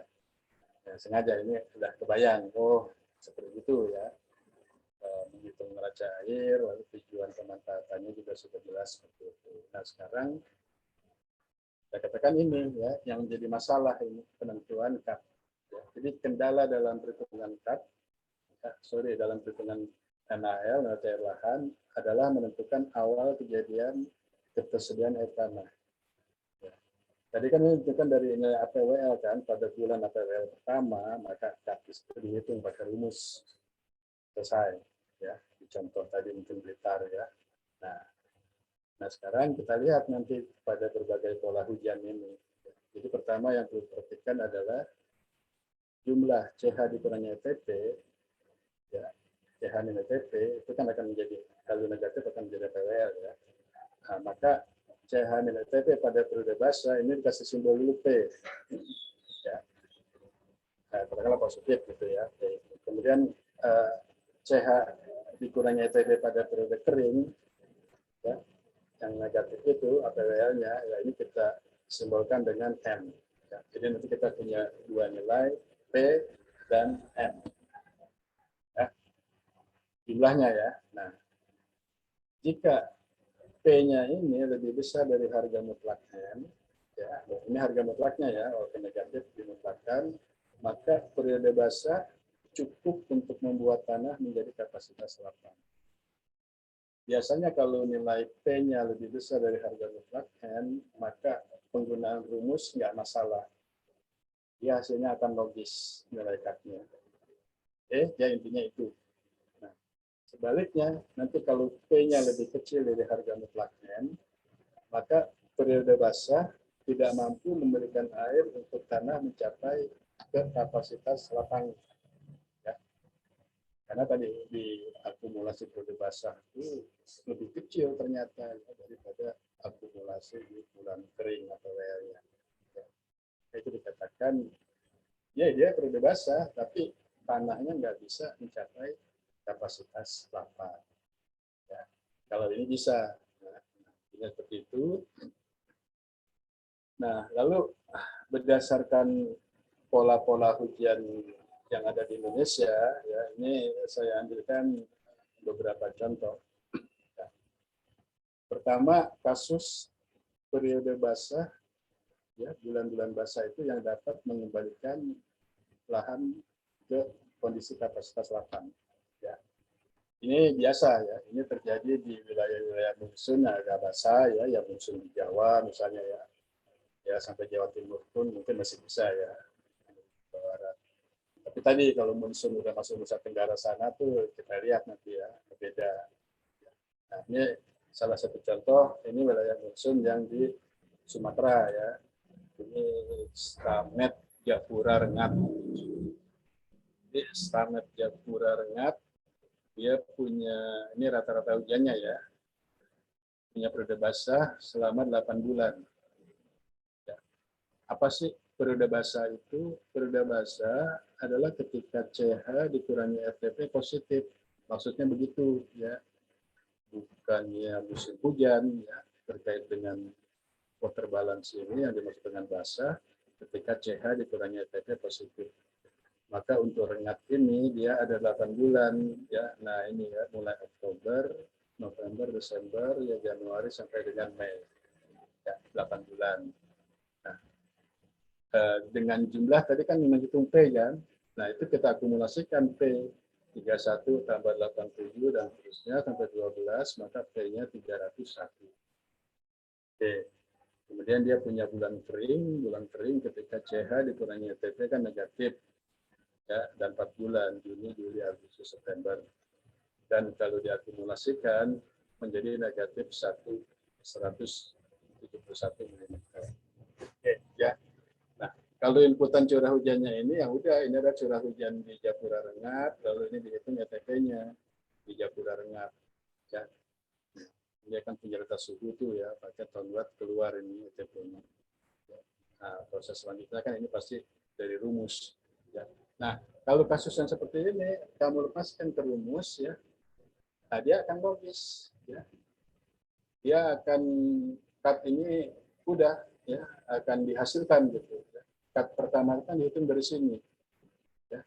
Jadi ketika P-nya akan lebih besar dari harga mutlak N, cut selama periode basah dapat dikembalikan menjadi kapasitas lapang. Ya. Nah, cut sendiri dihitung pada mulai awal terjadinya kering, terjadinya APWL. Ya. Jadi mulai menghitung cut ini kamu di sini nih, di bulan Juni ya, cutnya ini yang diperoleh 312.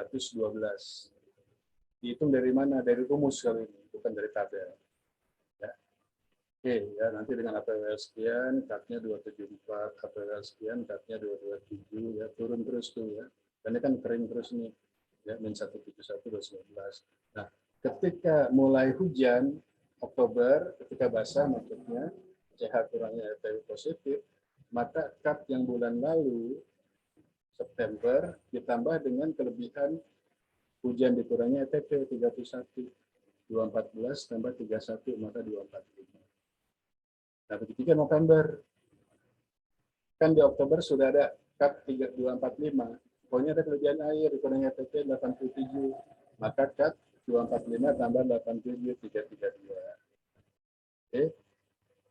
Belum mencapai cut, belum mencapai KL kan KL-nya 350 di Japura ini. Ya.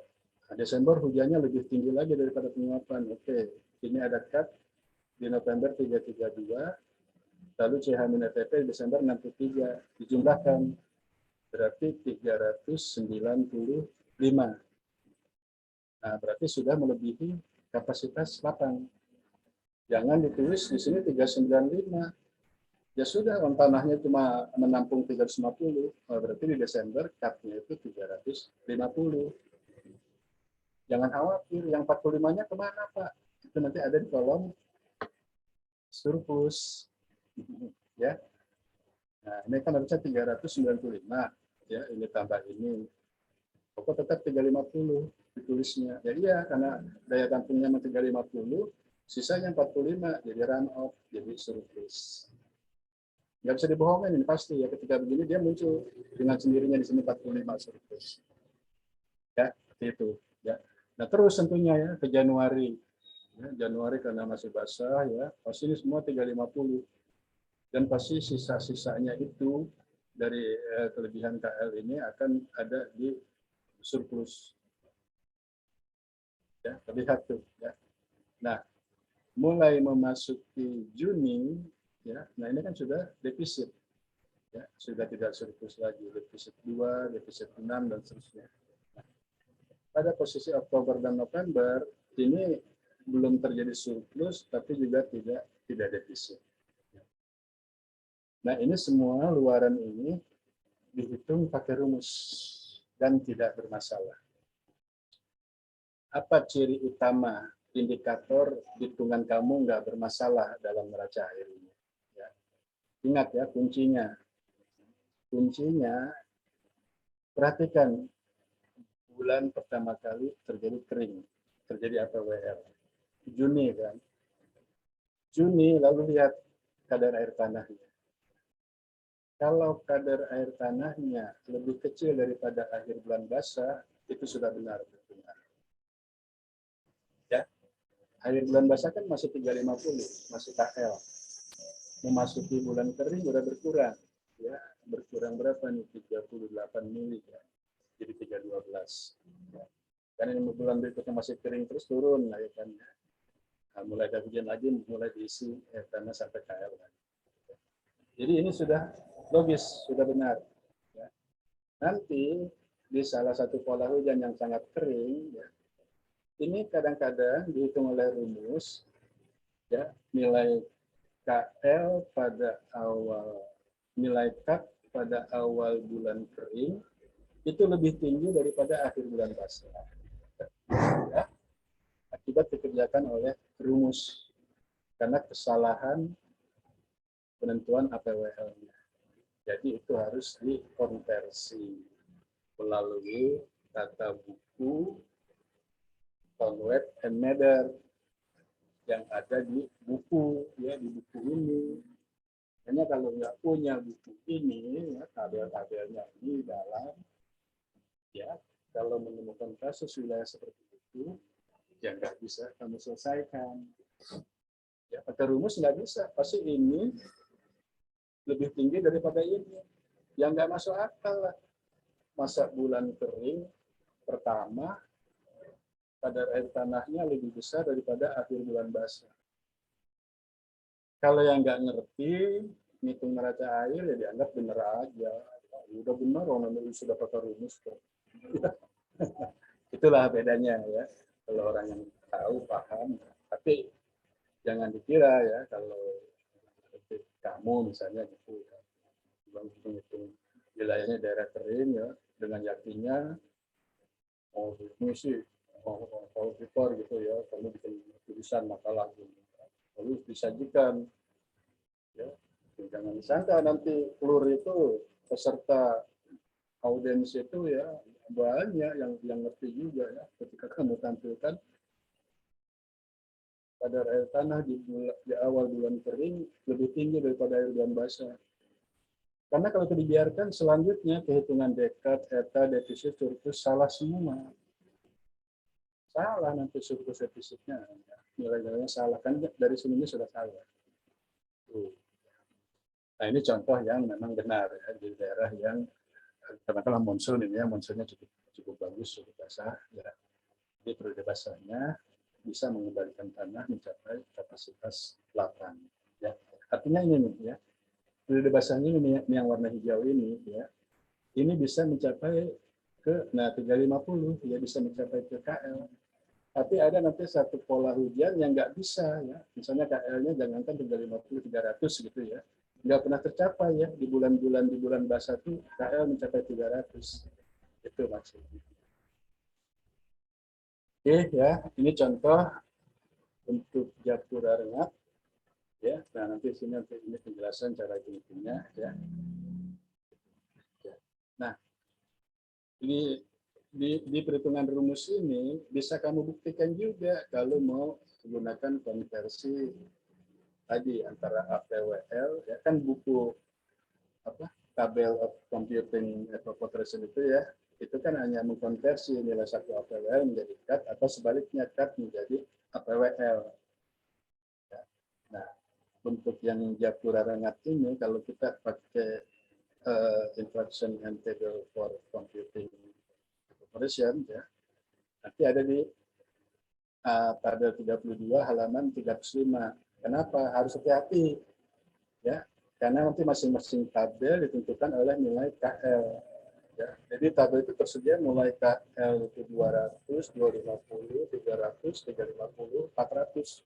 Makanya berhalaman-halaman itu. Itu beda-beda. Nah, untuk yang 350 ada di tabel 32 halaman 305. Nah, setelah dikonversi CAT menjadi APWL ya, itu ini hitungannya akan sama ya. Akan sama ya, dengan yang ini. Nanti apa perolehan nilai CAT-nya ya di bulan Juni mulai 312 ya. Nah, ini kan nanti APWL-nya 40 ya di tabel 312.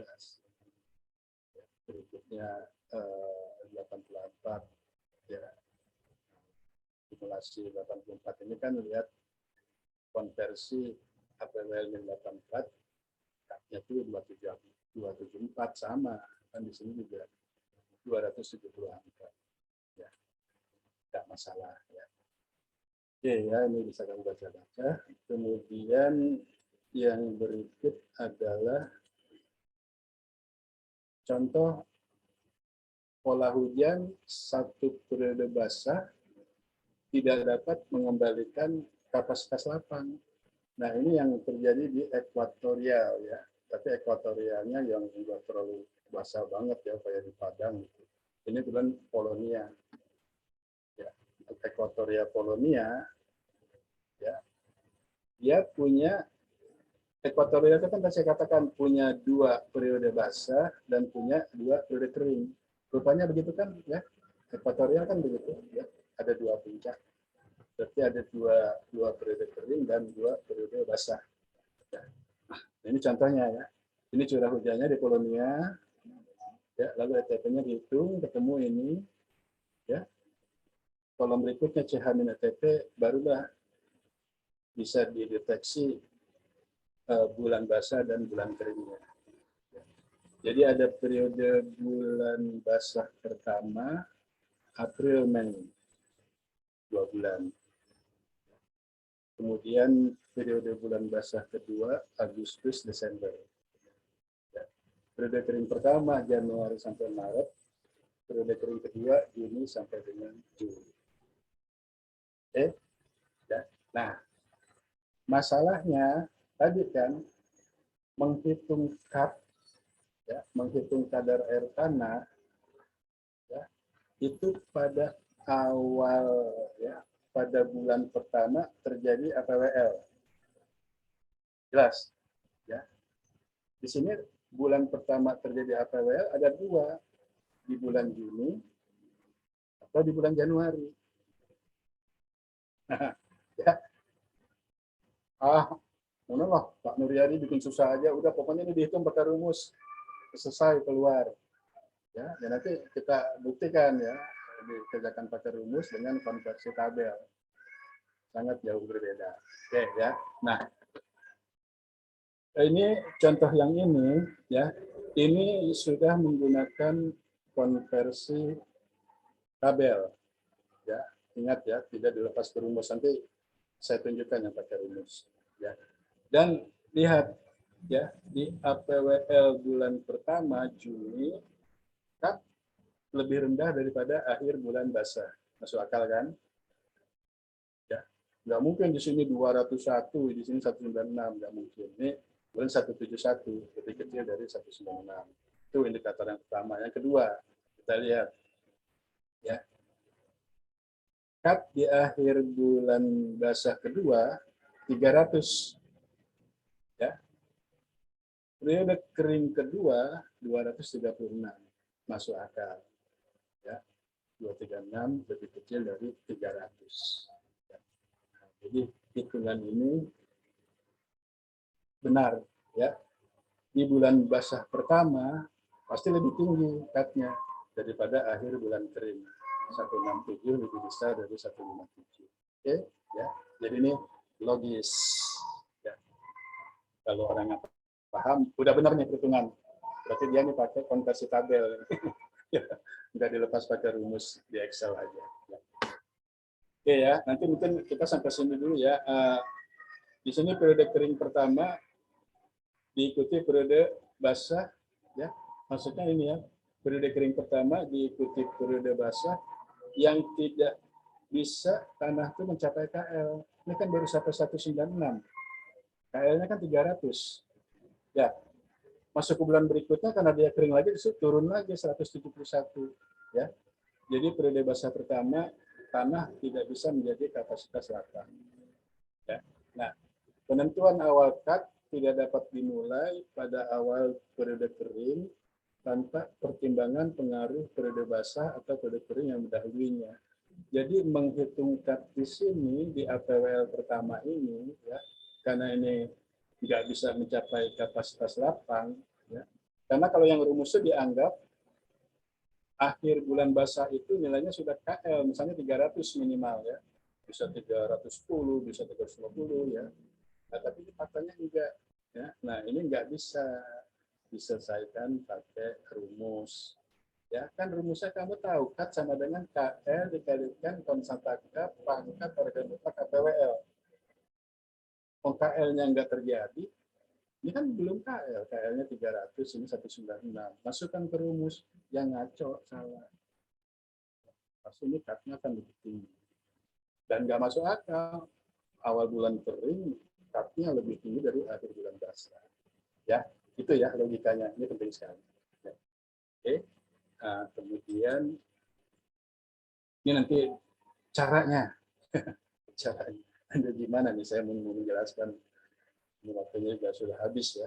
Enggak, karena ini kan ada teman kalian juga ya dari semester 7 ya untuk mata kuliah kedua. Oke ya, nanti begini ya. Ini nanti bahan selesai ini ya, kita kuliah hari ini akan segera saya kirim ya. Nanti kalian baca-baca ya, terutama ini ya di berbagai pola ya. Nanti ini ada penjelasannya ya, cara menghitung-hitungnya ya. Ini pembuktiannya nanti ya kamu pelajari. Ini yang pakai rumus, ini yang sudah pakai konversi tabel sama dengan hasil yang tadi ya. Jelas sekali ini beda ya. Nanti kamu silakan lihat dulu. Kemudian nanti yang terakhir, yang ketiga, periode basah yang tidak dapat mengembalikan kapasitas lapang. Jadi ini benar-benar 1 tahun itu ada 1 periode basah. Kalau tadi kan 2 tuh ya, yang nggak bisa periode basah pertamanya nggak bisa sampai KL. Tapi kalau ini suatu pola hujan yang dalam 1 tahun dia memang periode basahnya sekali, tapi tetap dia nggak bisa perhitungan cairnya itu KL-nya nggak tercapai. Nah, ya. Nah, ini nanti contohnya ada di Sumbawa Besar ya. Nah, ini hitungannya ya. Nah, nanti ini cara ini yang saya katakan ya. Ini kalau nggak punya tata buku Tonwet nggak bisa kamu mengerjakan ini ya. Dia harus dikerjakan dengan ini ya. Nah, lalu dicari ya, dihitung ya. Sehingga nanti ketika pakai tata buku itu udah masuk akal ya. Lihat ini ya. Ya ini kan tetap ya bahasanya cuma sekali ini CH-TP positif ya. Nah, ketika akhir daripada periode basah ya, cut-nya tetap lebih tinggi daripada awal periode kering. Jadi ini yang sudah benar. Jadi nanti kalau mau dibandingkan ya, ini kan masih salah nih ya. Lihat saja, tadi kan ini kan APWL ini negatif, tapi cut-nya 265 akhir bulan basah 231. Masa sih dari tanah di bulan kering lebih tinggi daripada bulan basah, akhir bulan basah. Ya, ini yang nggak benar. Ya, dan kalau ini dilanjutkan terisi, dekat terisi, eta, defisit, surplus, ada semua terisi. Tapi salah semua. Kamu anggap benar aja. Nah, yang benar adalah ini. Ya, setelah ini 191 ya di bawah ini. Ya, maka perhitungan mulai dekat sampai defisit surplusnya juga sudah bisa dilanjutkan. Oke ya, nanti mungkin ini nanti kita masih punya waktu banyak ya di hari Jumat ya, sambil nanti dibahas lagi ya. Ini, yang penting nanti kasus seperti Sumbawa Besar ini ya, ini juga enggak selalu dijumpai di daerah kering ya.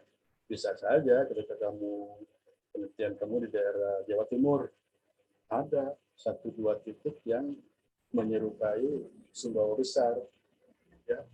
Jangan diabaikan ya, itu merusak banget ya.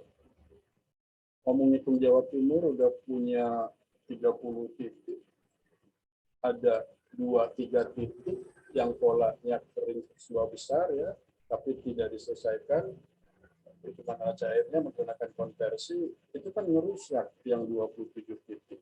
Lalu kamu buat kan isolennya, dirusak oleh tiga titik yang salah ini. Itulah ya tujuan kita tuh belajar ya. Jadi memang yang benar gitu ya. Yang memang benar ya benar gitu ya. Walaupun nanti ada cuma selisihnya kan sedikit aja Pak. Selisihnya cuma 5 mili. Bukan itu masalahnya. Perhitungannya udah benar belum? Gitu. Jangan melihat dulu masalah selisihnya. Kalau pakai rumus, pakai konversi tabel, bukan itu ya. Benar gitu langkahnya dan logis. Jadi bisa ditemukan di daerah lain, maksudnya seperti itu. Ya, oke. Terakhir Pak, saya kan mau menghitungnya neraca cairnya ini untuk perakiraan, nggak masalah, ya dibikin aja perakiraan curah hujannya. Ya. Lalu inputan perakiraan curah itu dimasukkan ke tabel-tabel tadi, ya maka itu akan keluar neraca air lahan perakiraan. Perakiraan neraca air lahan tahun 2023. Bisa kami prediksi hujan 2023 Januari atau Desember, masukkan ke tabel tadi, keluar. Jadi menggunakan nilai perakiraan hujan. Kan orang, kalau tadi kan klimatologis, kita bicara klimatologis ya. Sekarang kalau ke perakiraan gimana? Nggak masalah. Ya, kan inputannya cuma curah hujan, berarti curah hujannya curah hujan perakiraan. Oke ya, dan ini nanti pustaka yang wajib ya, mungkin yang wajib kalau Nasir ini karena ini bahan catatan kuliah saya waktu di ITB ya.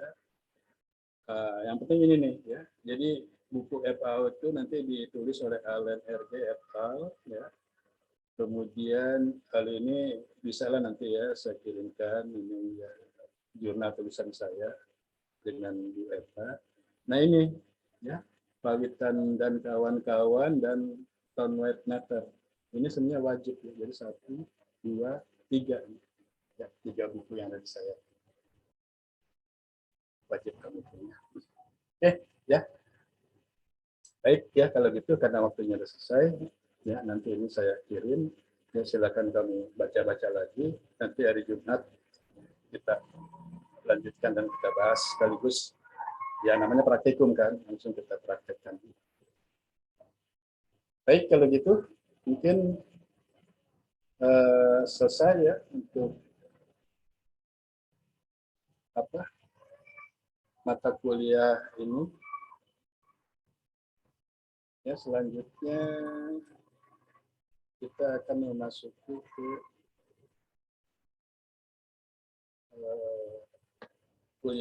mata kuliah yang berikutnya.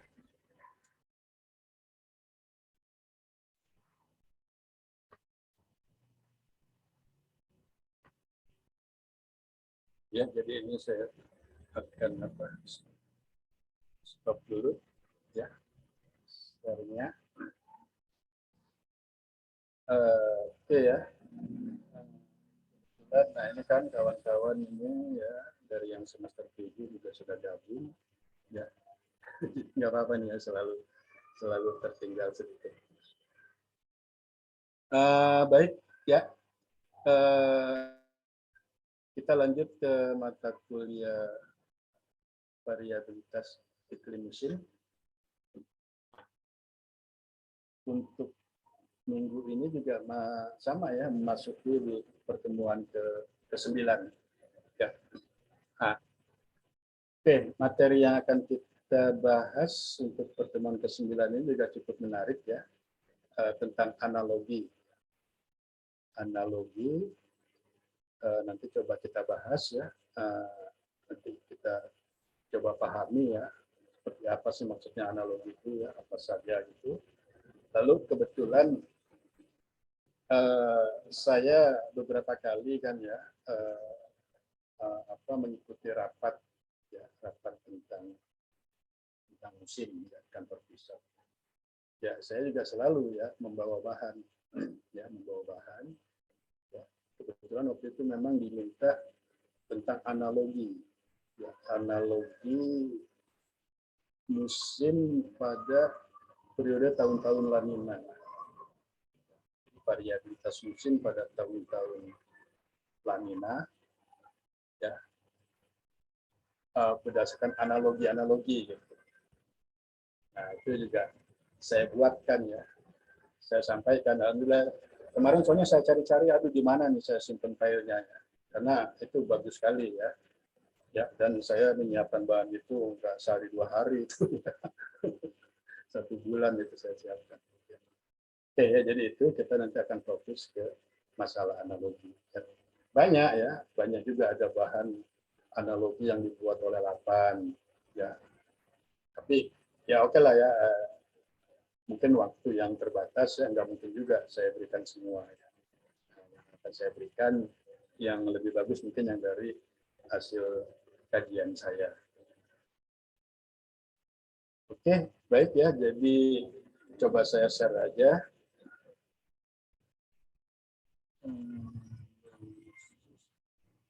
Oh, sorry. Sebentar, malah belum saya buka. Habis tadi fokus di apa? Ini mikroagroklimat ya.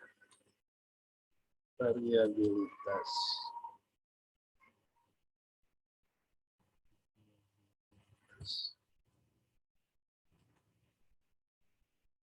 Sembilan.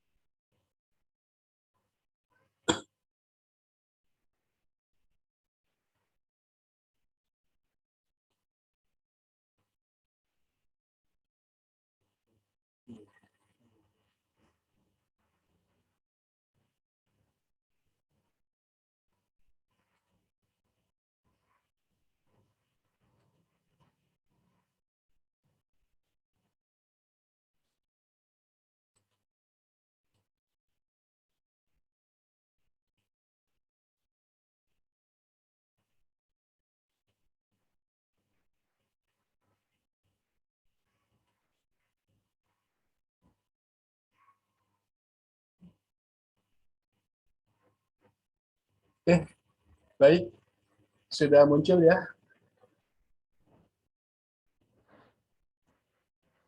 Enggak hitam kan ya? Sudah muncul ya? Bahan paparannya. Sudah, Pak. Oke. Siap sudah, Pak. Nah, jadi ini kita akan bahas tentang teori analogi. Ya. Tentu analoginya aplikasinya ke variabilitas iklim ya, variabilitas musim. Gitu. Logika induktif. Oke, kita pahami dulu tentang logika induktif itu. Ya. Logika induktif ini kan metode penelitiannya yang pendekatannya induktif. Ya. Induktif itu empiris rasional. Ya. Empiris rasional biasanya ciri pokok penelitiannya dia logis. Ya. Logis. Jadi logika induktif ini proses penalaran dari sejumlah fenomena menuju kepada kesimpulan umum, ya, induksi. Nanti ada lawannya dari penalaran sesuatu yang umum ke diuraikan ya ke ke yang tidak umumnya ke masing-masing parameternya. Tapi kalau induksi ya dari sejumlah fenomena ke kesimpulan umum. Nah, kemudian induksi sendiri ya ini banyak ya. Ada istilahnya generalisasi ya. Generalisasi pun ada 2, yang sempurna dan yang probabilitas. Nah, kemudian analogi, nanti kita akan fokus di sini ya. Jadi analogi ini ada analogi argumentasi, ada analogi deklaratif, ya, estimasi. Kemudian juga induksi bisa dari sebab akibat. Ya, sebab akibat ini kan banyak ya, ada metode persetujuan, ya, metode perbedaan, persamaan variasi. Ini bisa lah ya, sebab akibat ini biasanya kan memang dari dihitungnya itu dari apa ya, hubungan ya, hubungan koefisien variasi. Walaupun saya sering mengatakan bahwa nilai koefisien korelasi itu juga sebetulnya